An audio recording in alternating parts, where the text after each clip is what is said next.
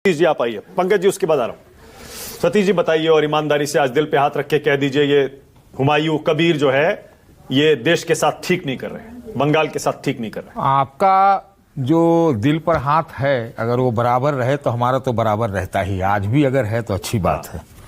देखिए हुमायूं कबीर का जैसा इतिहास इन लोगों ने बताया, 2018 में वो भारतीय जनता पार्टी में थे, 2018 में, ज़्यादा दिन हुआ नहीं है, तो फिर वो चले गए टीएमसी में। आजकल ये रिवॉल्विंग डोर है टीएमसी और बीजेपी में, कुछ इधर कुछ इधर कुछ इधर उधर।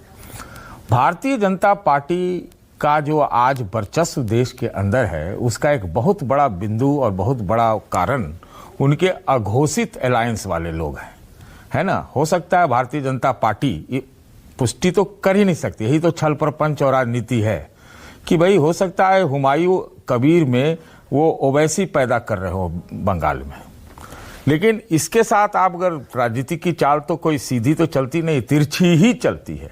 मेरा शुरू से ये मानना रहा है, आज से नहीं 5-7 साल 10 साल से लगभग मानना रहा है कि टीएमसी और भारतीय जनता पार्टी के बीच में अगर हम लोग मानते हैं कि बहुत ज्यादा विरोध है, एक दूसरे के एकदम टोटल खिलाफ है, तो ऐसा मुझे नहीं लगता है, समझ रहे हैं ना। तो भाई वो बना रहे हैं बाबरी मस्जिद, अब इससे फायदा किसको किसको है आप ये देख लीजिए। दो को तो निश्चित फायदा है, बीजेपी को और टीएमसी को भी फायदा है। टीएमसी ने तो पल्ला झाड़ लिया कि भाई उनको सस्पेंड कर दिया।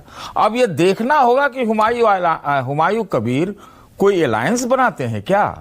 आप जहां भी चुनाव होते हैं तो एक नया अलायंस जरूर नजर आता है, और वो मतलब डायरेक्टली या इनडायरेक्टली वो भाजपा के साथ होता है। ये आप ध्यान से क्या ओवैसी के साथ अलायंस करेंगे या किसी और छोटी और पार्टी के साथ अलायंस करेंगे, आपको क्या लग रहा है? वो कोई ना कोई एक अलायंस बनाएंगे जिसमें से कम अगर एक ही चुनाव क्षेत्र में 5,000-10,000 वोट उड़ गया, पता नहीं अब वो क्या रूप होगा, उसका प्रारूप क्या तय किया गया मैं नहीं जानता हूं। मेरा आपसे एक सवाल है, चाहे पैनल में सब लोगों से सवाल है, भाई अयोध्या में एक जमीन निर्गत हुई थी कोर्ट के आदेश पर, उसका हुआ क्या?